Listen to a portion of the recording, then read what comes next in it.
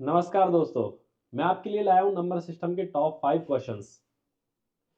Exam में पूछे गए सवाल से सारे के सारे अच्छे लेवल के सवाल हैं। वीडियो लास्ट तक जरूर देखना क्योंकि आपको इस वीडियो से बहुत सारी चीजें सीखने को मिलने वाली हैं।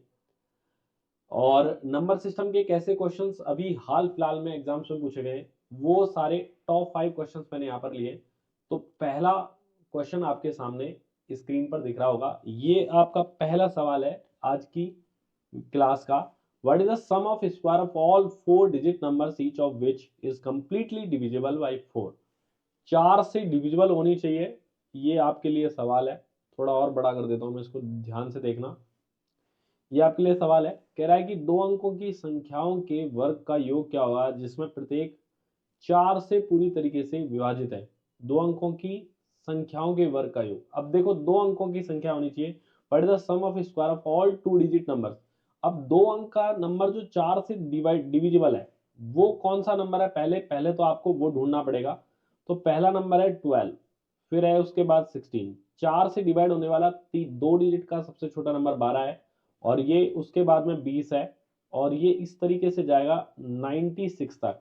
तो इन सारे नंबर के स्क्वायर का सम आपसे पूछना चाह रहा है कि बताओ ये जो सारे नंबर्स हैं इनके स्क्वायर का सम क्या है। ठीक है, ये आपके लिए सवाल उपलब्ध है अभी के लिए। तो बहुत सारे लोग इसको नहीं कर पाते हैं कि यार कैसे करें, 12 का स्क्वायर, 16 का स्क्वायर, 20 का स्क्वायर और 96 का स्क्वायर कैसे करें, क्योंकि इसका फॉर्मूला भी आपने नहीं पढ़ा है। तो ये सवाल ज्यादातर लोग जो है वो छोड़ देते हैं। अब एक चीज समझना कि 12 का स्क्वायर जो है ये लिखा जा सकता है 3 गुणा 4 का स्क्वायर, क्योंकि 3 गुणा 4 होता है 12। तो इसे हम 3 का स्क्वायर और 4 का स्क्वायर लिख सकते हैं।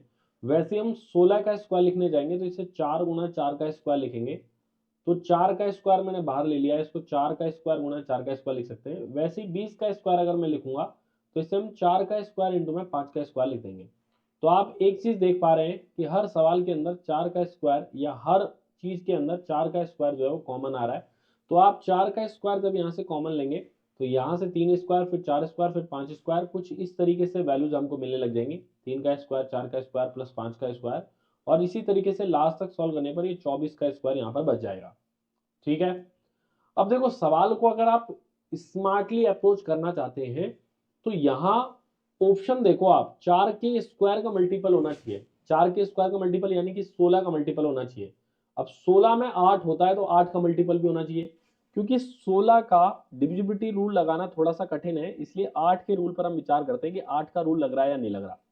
तो हम 8 का रूल लगाते हैं एक बार को। 8 का रूल क्या कहता है कि देखो, 8 से अगर हम 300 को डिवाइड करेंगे तो नहीं डिवाइड होगा, क्योंकि अगर इधर ऑड नंबर होता है ना तो हम लास्ट की दो डिजिट में 4 ऐड करके देखते हैं। डबल जीरो में 4 जोड़ेंगे तो 4 में 8 का भाग नहीं जा रहा है, इसका मतलब पूरा नंबर 8 से डिविजिबल नहीं है। जैसे ये ऑड नंबर है ना, तो 24 में 4 जोड़ो आप, 28 8 से डिविजिबल है, नहीं है, तो ये भी ऑप्शन नहीं हो सकता, ये भी ऑप्शन नहीं हो सकता। 320 में 8 का भाग जा रहा है क्योंकि ये डायरेक्ट, क्योंकि अगर ये ऑड है तो 20 और 4 24 हो रहा है, 24 में भाग जाता है। अगर ये इवन है ना, इवन वाले केस में याद रखना कि इवन वाले केस में अगर 20 लिखा हुआ तो इसमें 4 नहीं जोड़ते, ऑड वाले में 4 जोड़ते हैं, जबकि इवन वाले में नहीं जोड़ते। इसमें डायरेक्ट ही 8 से डिवाइड करेंगे, ये भी भाग नहीं जा रहा है। या 220 में लास्ट की 3 डिजिट में 8 से डिवाइड नहीं हो रहा है। तो एक ही ऑप्शन ऐसा है जो 8 का मल्टीपल है। 8 का मल्टीपल एक ऑप्शन है, तो इसका मतलब 16 का मल्टीपल भी एक ऑप्शन होगा। तो आंसर तो सी होना अपना।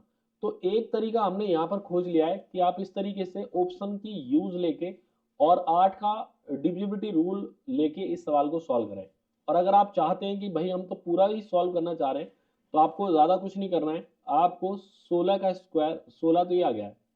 अब देखो, आपको एक फॉर्मूला याद होना चाहिए इस केस के लिए कि 1 का स्क्वायर प्लस 2 का स्क्वायर प्लस 3 का स्क्वायर, और इस तरीके से अगर हम एन टर्म्स की बात करें, एन टर्म्स के लिए तो एक फॉर्मूला होता है n into n plus one into में 2n+1/6, ये फॉर्मूला चलता है आपका। तो ये फॉर्मूला आप यहाँ पर यूज कर सकते हो।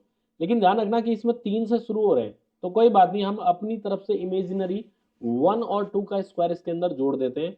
तब उस केस में का फॉर्मूला बनेगा 24, यहाँ पर n की वैल्यू होगी। तो 24 इंटू में 24 प्लस 1 यानी कि 25 n+1, और 2n+1 यानी कि 24 गुणा 2 48 प्लस 1 49/6 ये बचेगा। लेकिन क्योंकि हमने इसमें 1 का स्क्वायर और 2 का स्क्वायर शामिल किया था तो वो 1 का स्क्वायर और 2 का स्क्वायर यहाँ से माइनस कर देना है। तो इसको सॉल्व करने पर भी हमारा आंसर जो है वो सी ऑप्शन मिल जाएगा।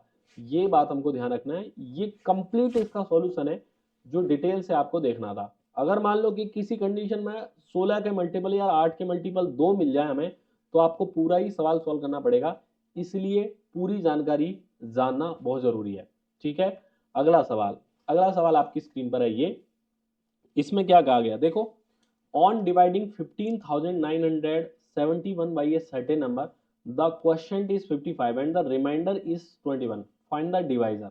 ये आपसे पूछ रहा है, कह रहा है कि 15,921 को किसी नंबर से डिवाइड करें हम, तो जो भागफल है यानी कि जो क्वोशिएंट है वो आपको दिया हुआ है 55 और रिमाइंडर जो है वो 21 है। तो भाजक बताना क्या है। अब एक चीज समझना, हम यहां से भाग दे रहे हैं और 15,971 को डिवाइड कर रहे हैं हम, तो 55 टाइम्स डिवाइड हो रहा है और 21 इसका रिमाइंडर आ रहा है। मान लो कि ये वैल्यू जो है वो x है, ये वैल्यू क्या है, x है, ऐसा मैं यहाँ पर कह रहा हूँ आपके लिए, x अगर यहाँ पर कह रहे हैं तो हम ये जानते हैं कि डिवाइजर और क्वोशिएंट का मल्टीप्लाई करें प्लस रिमाइंडर उसके अंदर जोड़ दें तो ये डिविडेंड निकल के आ जाता है।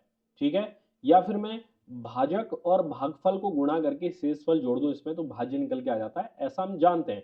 ठीक है, ये बात हम जानते हैं। तो x इंटू में 55 करने पर 55x प्लस 21, ये वैल्यू आनी चाहिए 15971 के। तो इसको हम सॉल्व करना चाह रहे हैं, तो ये 55x बराबर ये 21 जैसे माइनस करेंगे तो 15,950 आएगा। अब ये 11 से कैंसिल कर लेते हैं, 11 से 5 बार और 11 से देखो 14 बार आएगा 154। ठीक है, और फिर 5 बचेगा 5 बार, 1450 बार जाएगा और 5 से 290 टाइम्स डिवाइड हो रहा है। तो सी ऑप्शन इसका करेक्ट आंसर आ रहा है भाई, 290 इसका करेक्ट आंसर आ जाएगा। तो ये इजी था, सवाल मुश्किल नहीं था, लेकिन कई बार ये दिमाग में नहीं आता है कि भाई हम इस सवाल को ऐसे करें, इसलिए ये सवाल यहाँ पर लिया गया है। चलो अगला सवाल, ये वाला सवाल काफी इंटरेस्टिंग सवाल है। बहुत सारे स्टूडेंट ऐसे सवाल पढ़ते तो हैं कि फैक्टर्स कैसे निकालें, लेकिन एग्जैक्ट जब इस तरीके का सवाल प्रीवियस ईयर में पूछा गया तो ज्यादातर स्टूडेंट्स को समस्या हुई, ये सवाल कर नहीं पाए स्टूडेंट्स। तो आप भी एक बार ट्राई कर सकते हो कि ये सवाल कैसे होगा और ऑप्शन मुझे कमेंट में बता सकते हो कि क्या इसका आंसर आने वाला है आपके अकॉर्डिंग। तो चलिए एक बार शुरू करते हैं। कह रहा है हाउ मेनी फैक्टर्स ऑफ 2 की पावर 3 इंटू 3 की पावर 3 इंटू 5 की पावर 4 इंटू 7 की power 4 are divisible by 50 but not by 100। 100 से डिविजिबल नहीं होनी चाहिए, केवल 50 से डिविजिबल होनी चाहिए। तो ध्यान देना कि ऐसे सवालों को हम कैसे करते हैं, 2 का क्यूब इंटू में 3 का क्यूब इंटू में 5 की पावर 4 इंटू में 7 का स्क्वायर। अब देखो 50 से डिविजिबल होना चाहिए, तो 50 बनाने के लिए आप जानते हो कि 50 जो है वो 2 का स्क्वायर इंटू में 5 का स्क्वायर होता है, नहीं 2 इंटू में 5 का स्क्वायर होता है। बेसिकली क्या होता है, 2 इंटू में 5 का स्क्वायर यानी कि 25 गुणा 2 होता है 50। तो आपको क्या करना है, इसमें से 2 गुणा 5 का स्क्वायर तो बाहर निकाल लेना है, क्योंकि 50 तो आप यहाँ से कॉमन ले लोगे ताकि जो बचे हुए नंबर्स है ना वो 50 के मल्टीपल रह जाएं। तो आप कहोगे कि यार 50 के मल्टीपल रह जाएंगे, तो 2 अगर मैंने बाहर निकाल लिया तो 2 का स्क्वायर यहाँ बचा होगा, 3 का क्यूब यहाँ बचा होगा और 5 की पावर 2 है तो 4 में से 2 निकाल लिया बाहर तो 2 पावर यहाँ रह गई होगी और 7 की पावर 2 इधर रह गई होगी। ठीक है, लेकिन 50 के मल्टीपल का अगर हमको वैल्यू निकालना होता है ना कि 50 के कितने मल्टीपल है या 50 के कितने 50 से डिवीजन 50 के फैक्टर्स कितने हैं इसमें भाग देने पर, तो आप क्या करते कि ये जो पावर्स है ना इन पावर्स में हम एक जोड़ देते हैं। जैसे 2 की पावर 2 है तो 2 में एक जोड़ते, 3 की पावर 3 है तो 3 में एक जोड़ते और 5 की पावर 2 है तो पावर्स में एक जोड़ते हैं। ठीक है, पावर्स में एक जोड़ते हैं और 7 का स्क्वायर इसमें भी एक जोड़ते और इनका मल्टीप्लीकेशन कर देते। अगर हम इनका मल्टीप्लीकेशन कर देते तो 50 के सारे मल्टीपल आ जाते, इसमें 50 के सारे मल्टीपल आ जाते। लेकिन ध्यान देना इसमें 50 के इवन मल्टीपल को हमें नहीं लेना है, मतलब यानी कि 100 से डिविजिबल नहीं होना चाहिए। तो 50 से डिवाइड हो रहा है तो 50 को अगर मैं 2 से मल्टीप्लाई करूंगा या 4 से मल्टीप्लाई करूंगा या 6 से मल्टीप्लाई करूंगा तो ये सारे नंबर्स वो बनेंगे जो 100 से डिविजिबल हो जाएंगे। तो इसमें 2 का काम खत्म कर देना है कि यार 2 वाली वैल्यू तो हम ले ही नहीं सकते, क्योंकि जब मैं 50 को किसी भी इवन नंबर से मल्टीप्लाई करूंगा तो ये 100 से भी डिविजिबल हो जाएगा। तो 100 वाले नंबर्स हमको नहीं लेने, यहाँ पर बोला हुआ है साफ साफ से कि 100 वाले नंबर्स हमको नहीं लेने। तो हमें कौन कौन से लेने हैं, मतलब इसको हटा देना है आपको इस हिस्से को। तो ये हमारे पास में टोटल नंबर्स बनेंगे या टोटल फैक्टर्स बनेंगे जो 50 के मल्टीपल है। तो यहाँ पर 4 गुणा 3 करें हम तो 4 इंटू 3 12 इंटू 3 करने पर 36 हमारा करेक्ट आंसर होगा और 36 इसका आंसर आ रहा था। ठीक है, सी ऑप्शन इसका करेक्ट है। अगला सवाल देखो, अगला सवाल भी एक बेहतरीन सवाल है, आप एक बार जरूर करके देखें, सवालों को समझें, क्योंकि नंबर सिस्टम में आए हुए ये टॉप लेवल के सवाल आज मैंने इस क्लास में लिए हैं। यहाँ क्या कहना चाह रहा है, a number consists of 3 digit whose sum is 18 and the middle digit is equal to the sum of the other two. If number increased by 297 when the digits are reversed, then what is the number? देखो क्या कह रहा है, एक संख्या में 3 अंक होते हैं, 3 डिजिट है, जिनका सम जो है वो 18 है। तो पहले तो आप ये देख लो कि कौन कौन से नंबर ऐसे हैं जिनमें 18 सम आ रहा है। तो आप देखोगे कि सब में सम जो है वो 18 आता है। कई बार तो क्या होता है कि ऑप्शन इसी बात से कट जाता है कि यार 18 सम ही नहीं आ रहा, तो ये वाला ऑप्शन तो नहीं हो सकता। तो आप एक बार जरूर चेक कर लें इस चीज को कि ऐसा तो नहीं है कि कोई ऑप्शन वैसे ही डायरेक्टली कट रहा हो। ठीक है, फिर कह रहा है कि मध्य अंक अन्य दो अंकों के योग के बराबर है। जो बीच वाला है ना, ये बीच वाला, ये बचे हुए 2 अंक के बराबर है। And the middle digit is equal to the sum of other two. अब मिडिल डिजिट देखो, 6 प्लस 4 का टोटल 8 नहीं होता है, तो ये ऑप्शन नहीं हो सकता। 5 प्लस 5 का टोटल 8 नहीं होता है, ये भी नहीं हो सकता। 6 और 3 9 और 5 और 4 9, ये दोनों हो सकते हैं, क्योंकि इनका टोटल 9 बीच में लिखा हुआ है और इनका टोटल 9 बीच में लिखा हुआ है, ऐसा ये कह रहा है। यदि कह रहा है कि संख्या के अंकों को उलट देने पर संख्या में 297 की वृद्धि होती है, तो उलट दें तो ये 594 होगा और इसको उलट दें तो 693 होगा। तो देखो यहां से तो ये 297 यानी कि ऑलमोस्ट 300 की वृद्धि नहीं दिख रही है, लेकिन यहां पर ये ऑलमोस्ट 300 की वृद्धि दिख रही है। तो ऑप्शन हमारे पास में यही हो जाएगा, डी ऑप्शन हमारा करेक्ट है। ऐसा तो हम कर सकते हैं ऑप्शन से, ये हमारे ऑप्शन का करने का सही तरीका है। पेपर में आप इस वाले मेथड को यूज करें ज्यादा से ज्यादा, कि कौन कौन से ऑप्शन कैंसिल आउट हो सकते हैं उनको काट लें और फिर आप डायरेक्ट आंसर करने की कोशिश करें। तो ऐसे सवाल ऑप्शन से किए जा सकते हैं। लेकिन फिर भी आपके मन में ये इच्छा तो आती होगी कि अगर मैं इसे बेसिक से करना चाहूं तो क्या इसका कॉन्सेप्ट है। हो सकता है कि 2 ऑप्शन ऐसे मैच हो जाते जहां पर ये चीजें लगभग लगभग मैच हो रही हो। तो ऐसे केस में हम क्या करेंगे, देखो 3 डिजिट का एक नंबर है, तो ए बी और सी, मान लो कि ये 3 डिजिट का नंबर है। तो ये 3 डिजिट का नंबर है और इन तीनों का total A plus B plus C digits का जो सम है वो 18 दिया हुआ है। ये बात हमें दी हुई है, तो वो मैंने ऊपर लिख दिया अलग से। ठीक है, और कह रहा है कि and the middle digit is equal to the sum of the other to.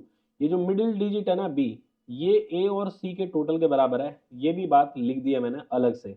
ठीक है, ये भी बात मैंने अलग से आप लोगों के लिए लिख दी है।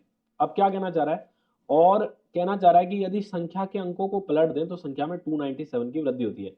तो एक चीज समझना, एक बात मैं आपको यहां बताना चाह रहा हूं कि 228 कभी भी लिखा हुआ ना, तो इसको आप ऐसे लिखोगे 2 इंटू में 10 प्लस 8। ठीक है, इसको बोलते हैं हम स्थानीय मान। 2 का स्थानीय मान 20 है, या प्लेस वैल्यू जो है वो इसकी 20 है, जबकि फेस वैल्यू इसकी 2 है। आगे कभी नंबर सिस्टम में ये बात मैं आपको क्लियर कर दूंगा।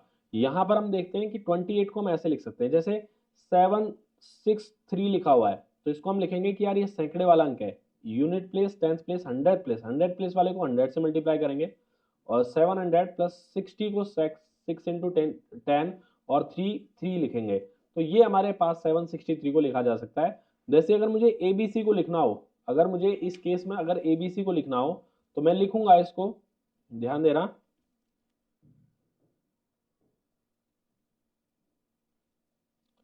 वैसे अगर मुझे एबीसी को लिखना हो तो मैं लिखूंगा इसको 100 ए प्लस 10 बी प्लस सी।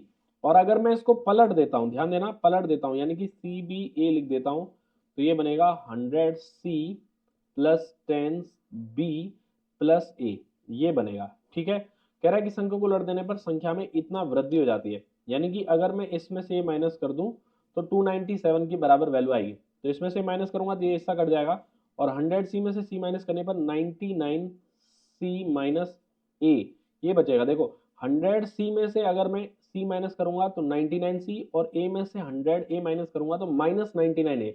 तो 99 कॉमन लेने पर सी माइनस ए की जो वैल्यू है वो 297 के इक्वल आएगी। तो 99 से कैंसिल करने पर ये वैल्यू आ रही है 3 के बराबर। तो सी और ए का अंतर जो है वो 3 के बराबर है, ऐसा हमको दे दिया है। तो अब हमारे पास में देखो ये दो बातें और एक तीसरी बात है, इन तीनों इक्वेशन की हेल्प से हम ए बी सी की अलग अलग वैल्यू निकाल सकते हैं। कैसे? देखो a प्लस बी प्लस सी जो है वो आपको 18 दिया हुआ है और b की वैल्यू जो है वो a प्लस सी गिवन है, तो b की वैल्यू मैं यहाँ पर रख देता हूँ a प्लस सी।